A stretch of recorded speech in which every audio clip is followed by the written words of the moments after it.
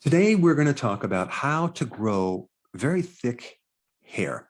Now, to be totally 100% transparent, I do sell products that help stimulate hair growth, as well as a shampoo and conditioner that also supports the growth of hair. But I am 100% non-biased of my own products. And that's 100% sarcasm.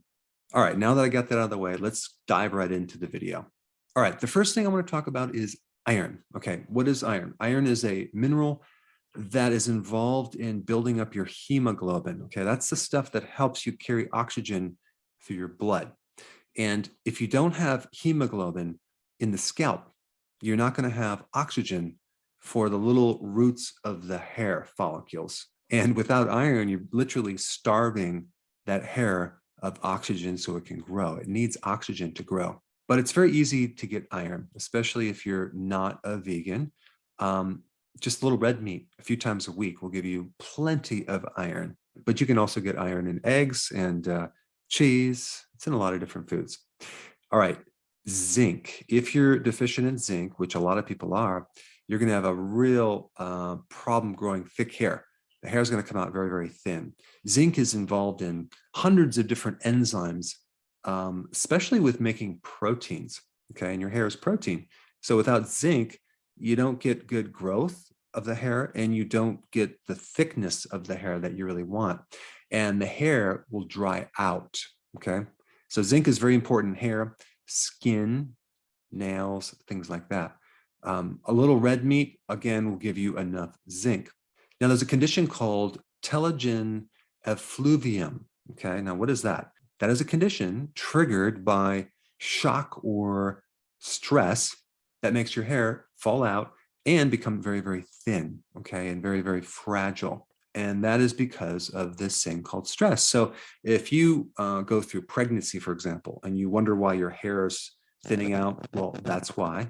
Or let's say you have some emotional stress or a loss of a loved one, or surgery, or an accident, or you overexercise.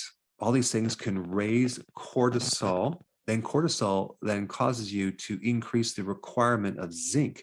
And if you're already deficient in zinc, then you're going to have a problem with your hair. And telogen effluvium is basically hair shedding, which is temporary, caused by stress.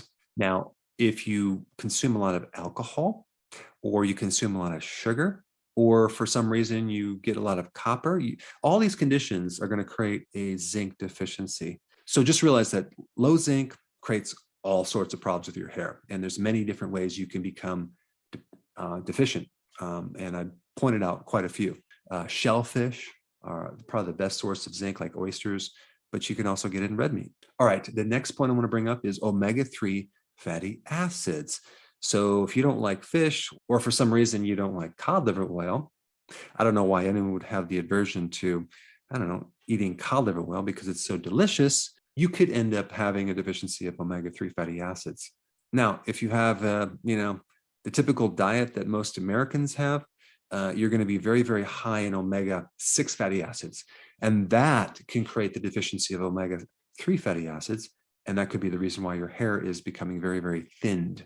But make sure you get enough salmon or cod liver oil for your omega-3 fatty acids. Plus, omega-3 fatty acids are very anti-inflammatory. So if you have alopecia, for example, you have too much inflammation. Next, very important ingredient to making thick hair is vitamin D. Vitamin D is just so important in hair growth. It directly stimulates the growth of hair. And a lot of people are deficient. A lot of people take vitamin D, but they're either not absorbing it because they don't have the other cofactors. Let's say, for example, they're deficient in bile and they can't break it down for some reason, or they have some type of gut issue, which they just, the gut's not able to absorb it. But vitamin D is very, very important. Try to get your vitamin D from the sun. Of course, in the winter, you can't do that. Vitamin D is really important in the immune aspects of hair, both inflammation and autoimmunity when we get to hair, because certain people have an autoimmune condition that causes the hair to fall out of their scalp. Those particular people need a lot more vitamin D than other people.